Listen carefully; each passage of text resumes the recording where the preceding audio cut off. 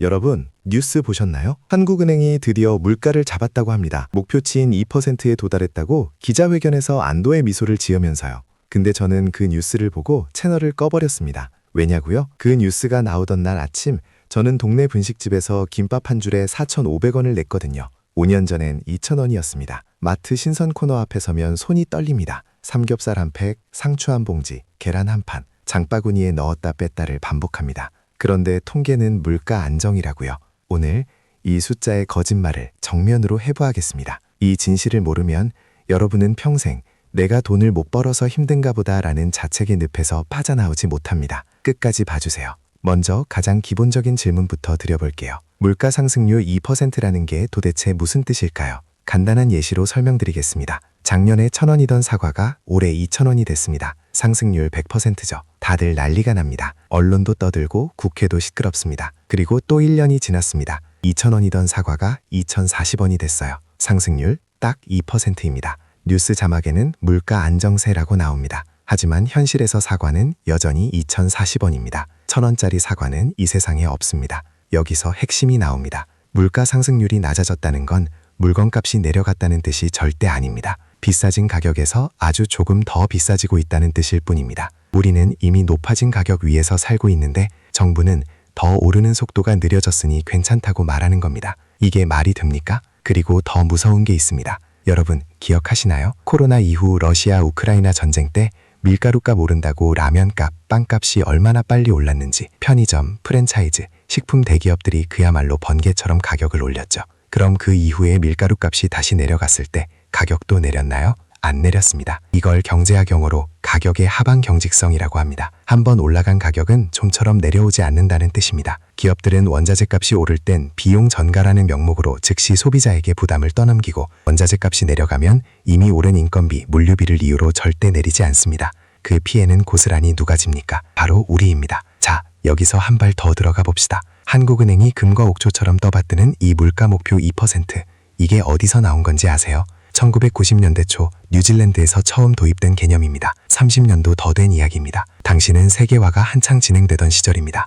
중국이 세계의 공장이 되면서 값싼 물건들이 쏟아져 나오고 디플레이션 걱정을 해야 할 만큼 물가가 안정되던 시대였습니다. 그때 나온 공식이 2%면 딱 좋다는 거였어요. 그런데 지금은 어떤 세상입니까? 미중 갈등으로 공급망이 흔들리고 기후위기로 농산물 수급이 불안정하고 에너지 가격은 지정학적 리스크에 출렁이는 시대입니다. 비유를 들어드릴게요. 초등학교 때 맞춰 입던 교복을 성인이 된 지금도 억지로 껴입고 있다고 상상해보세요. 몸은 훨씬 커졌고 환경도 바뀌었는데 이 치수가 원래 표준이니까 몸을 맞춰라 라고 강요하는 겁니다. 말이 안 되는 거죠. 실제로 미국, 유럽, 캐나다에서도 경제학자들 사이에서 2% 목표제를 재검토해야 한다는 목소리가 커지고 있습니다. 현실과 맞지 않는 낡은 기준이라는 거죠. 그런데 우리는 어떻습니까? 이 낡은 잣대로 금리를 결정하고 복지 예산을 결정하고 국민의 삶을 재단합니다. 불이 활활 타오르고 있는 집안에서 온도계가 정상 범위를 가리킨다고 안심하세요라고 말하는 것과 뭐가 다릅니까? 그렇다면 우리는 어떻게 해야 할까요? 정부가 금리를 올려주길 기다려야 할까요? 물가가 내려가길 바라야 할까요? 냉정하게 말씀드리겠습니다. 그런 날은 오지 않습니다. 적어도 여러분이 원하는 수준으로는요. 우리가 통제할 수 없는 것에 분노를 쏟는 동안 통제할 수 있는 것을 놓치면 안 됩니다. 지금 당장 실행할 수 있는 두 가지 전략을 드리겠습니다. 첫 번째, 나만의 개인 물가지수를 만드세요. 정부가 발표하는 소비자 물가지수 CPI는 460여 개 품목의 평균입니다. 거기엔 제가 평생 살 일 없는 물건들도 잔뜩 포함돼 있어요. 하지만 내 삶의 지출은요.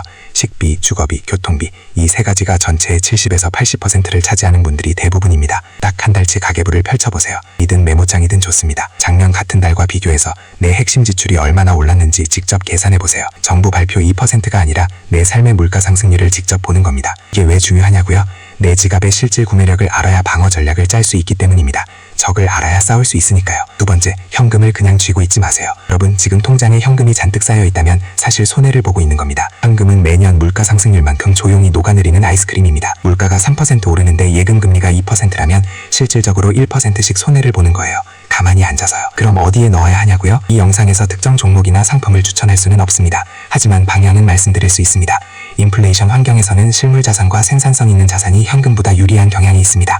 부동산, 금, 글로벌 주식 같은 것들이 그 범주에 들어갑니다. 중요한 건 어디에 넣느냐보다 현금만 쥐고 있는 상태를 점검하는 것입니다. 자산 배분의 첫걸음은 내가 지금 어떤 상태인지 아는 것에서 시작합니다. 마지막으로 한 가지만 기억해주세요. 물가가 안정됐다는 건 정부의 목표가 달성됐다는 뜻이지 여러분의 삶이 안정됐다는 뜻이 아닙니다. 우리는 너무 오랫동안 내가 부족해서, 내가 돈을 못 벌어서, 내가 절약을 못해서 힘들다고 자책했습니다. 하지만 오늘 살펴봤듯이 구조 자체가 처음부터 우리에게 불리하게 설계되어 있었습니다. 한번 오른 가격은 안 내려오고 측정 기준은 현실을 반영 못하고 자산을 가진 사람과 없는 사람의 격차는 물가가 오를수록 더 벌어집니다. 이건 여러분 잘못이 아닙니다. 하지만 지금부터는 다릅니다. 이 구조를 알게 된 지금 아무것도 안 한다면 그건 여러분의 선택입니다. 내 개인 물가부터 직접 계산해보는 것, 현금이 녹고 있다는 걸 인식하고 자산 배분을 공부하는 것, 이 두 가지 오늘 당장 시작할 수 있습니다. 복잡한 거 없습니다. 지금 핸드폰 켜서 지난달 카드 명세서 한 번만 열어보세요.